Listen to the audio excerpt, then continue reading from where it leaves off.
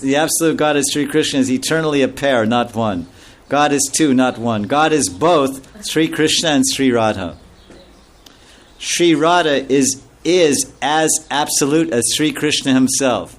Harivo! Mahavaswarupini Radharani ki jai. Sri Radha is identical with and eternally distinct from Sri Krishna. Sounds familiar? Sounds like Lord Chaitanya's philosophy, right? Inconceivably, simultaneously one and different. Sri Radha is identical with and eternally distinct from Sri Krishna. Sri Krishna is the eternal transcendental male, and Sri Radha is the eternal transcendental female. But neither Radha nor Krishna... Now, okay, this is really good. Sri Krishna is the eternal transcendental male. Okay, all right, that sounds good. And Sri Radha is the eternal transcendental female. You got that? Okay, now you ready? But neither Radha nor Krishna are male or female in the limited worldly sense. So remember, they're transcendental. Sri Krishna alone is the one supreme master. Ekala Ishvara Krishna, we say. No one shares Krishna's mastership. He's number one. If someone did, then Krishna could not be in the position to predominate over every living entity. In other words, it's pretty obvious. Either you're the Supreme Lord or you're not. Right? If you're Lord. Okay, Lord Indra, Lord Brahma. Okay, but I be the Supreme Lord. You're the Lord, but I'm Supreme Lord. There's nobody above me, right? That's what they say. What is that? Aparasheo? What is not? No. Asam Urdhva. Asam Urdhva. Asam, sama equal, and Urdhva above. So no one is equal to me and no one is above me. So this is one word to describe God, probably to use. Asam Urdhva. So Krishna, he's that one. He's the one.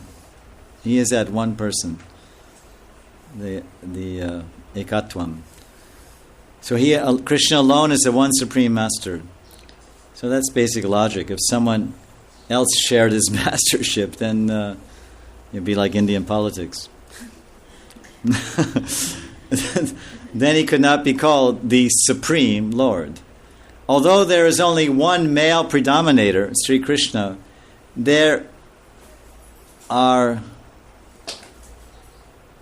many female consorts or predominated persons. See, there's many. But Srimati Radharani alone is the source of all the consorts of Sri Krishna. The loving services of all the consorts are associated aspects of the service of Sri Radha. They're all, in other words, that means that Radharani, the other places it described about the Kaya Vyuha, the direct expansions of Radharani's body. It's as if she wants, like in this Ayurvedic massage in South India, they have this, what they call it, Panchakarma. In some of those massages, they have like 5-6 people working on one body. One guy on one leg, one guy another leg, one guy on your arm, one guy another arm. One guy rubbing your belly and chest. That's 4, that's 5. And one guy heating up the oil and passing out the hot, cotton balls or whatever. So there's 6 guys to massage one body. One on each leg and arm, and then 4 or 5, like this. So Radharani wants to serve Krishna in so many different ways, with different bhavas, different moods of love, different attitudes, and different specialities and different services. But she's only one form, so she expands herself into Lita, Vishaka, Tungavidya, etc., and even the Manjaris, and so many forms, and they all they're associated aspects of her own desire to serve Krishna. They're the personification of her desire. Just like sometimes we say, I wish I had 4 arms, then I could type on the computer and cook my lunch at the same time. Or I wish I could expand myself. Someone wants us to preach in 3 places at once, and if I had 4 forms, I could give Janmashtami lecture in Bombay, Delhi, and Moscow, and like Gopal Krishna Maharaj, and some of these big people like that, or like this. So So Radharani is not limited, so she does exactly that. So all these different consorts that serve Krishna in different loving ways, they're actually aspects of the service of Radha. The example is given that once Srimati Radharani left the rasa dance, then Krishna immediately left in search of Radha. This proves that in the presence of the presence and the combined services of millions of Brajagopis or female consorts assembled at the Rasa Mandala could not equal the super excellent services of the one female consort, the absolute female consort, the one Srimati Radharani. Shri Radhika is the source of all individual souls whose function is to be engaged in the service of Sri Krishna. Interesting statement.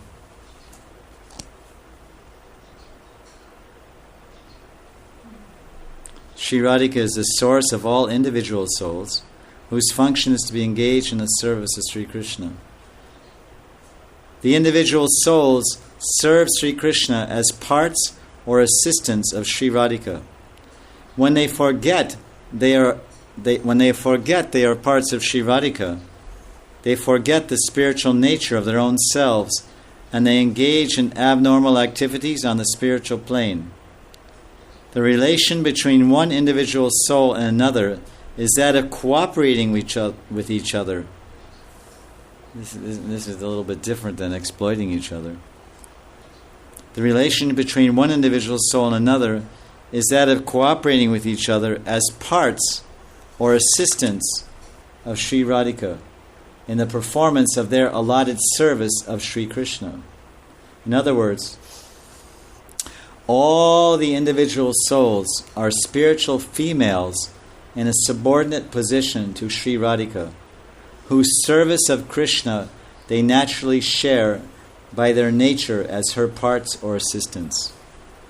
The duty of the individual souls is to learn to obey and follow Sri Radhika, for by serving Sri Radhika they can best serve Sri Krishna.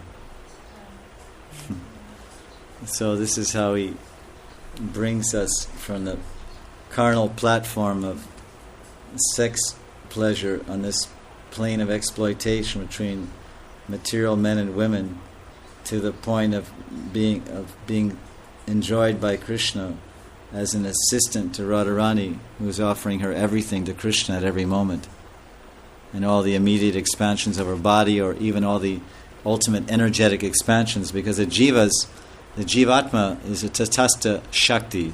So she's Sarva Shakti Mayi. Radharani is the source of all Shaktis. So I'll read this last couple of sentences again because this is so wonderful, that ultimately every energetic particle, every particle of energy in this entire creation is meant for the pleasure of the center. Because every particle of energy is a particle of consciousness. And so every particle of consciousness is imbued with Ladini, or at least you can say Ananda, Ladini, Samvit, and Sandini. Every particle of consciousness is eternal and has the ability to love or enjoy, and has ability to know or be known. So this ultimately, because the perfect relationship is the service of Godhead, who is one, we've established, and the perfect servitor of that one Godhead is the one Srimati Radharani. So there's only one predominator. So every jiva, every energetic particle is predominated. Every particle of energy, whatever the Shakti is, that Shakti is meant to be engaged in the service of the Shaktiman, in the service of Krishna. So that channel, that service channel, or that way that service is channeled or offered to the hands of Krishna is through the hands of Radha. Everything goes through Radharani's hands. So we are meant ultimately, of course, Radha for some jivas may be on the Vaikuntha plane, but at least in this presentation, it's presenting the jivas on the Vrindavan plane of supermost dedication. So when the individual souls serve Krishna as parts or assistants of Sri Radhika, that's a correct position. Like Prabhupada once he said on one tape, he said that we can't approach Krishna directly, but we must go through his devotee. The best devotee is Srimati Radharani. So we pray to Srimati Radharani, "Oh Srimati Radharani, please tell about me to your Krishna."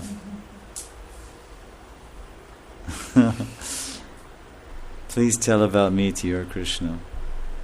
So someone might say, "Well, why don't you go tell Krishna yourself about yourself?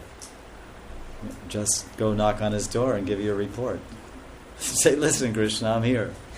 I have to tell you about myself." But the thing is that he's busy with Radharani.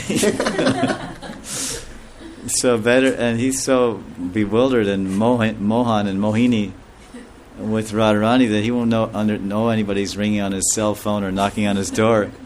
He won't hear anything. So at least you have to approach the soft side. The soft side of God is the karuna aspect, the compassion aspect. So Krishna is the hard side, and Radharani is the soft side. That's generally experienced in this world, that the man is the hard side and the woman is the soft side. Generally. Exceptions are there. And when the son can't get by with the father, then he goes to the mother. At least our experience, and my brothers and myself, is like this. So the sons of God, all of us are sons of the Father God. Aham bija pradapita. So our best fortune is to be found at the feet of Karunamayi Radharani, the soft side, the tender side, the tender counterpart. Sukomala Kumari. Raghunath Das describes Radharani as Sukomal. Sukomala Kumari. Kumari already means tender. Kumari means a virgin girl, Kumari. So she's tender, and she's sweet and soft and innocent. But then he goes further to say Sukomal. That means very soft. Komal, like we say Komala Shraddha. For the Kanishta or Prakrita Bhakta, his faith is very pliable, very weak, very soft, and breakable, easily destroyed.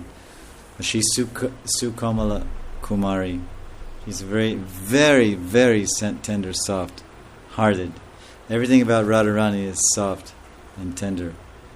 Although sometimes the gopis, they fear putting Krishna's feet on their breasts because his feet are so soft. But that's another point.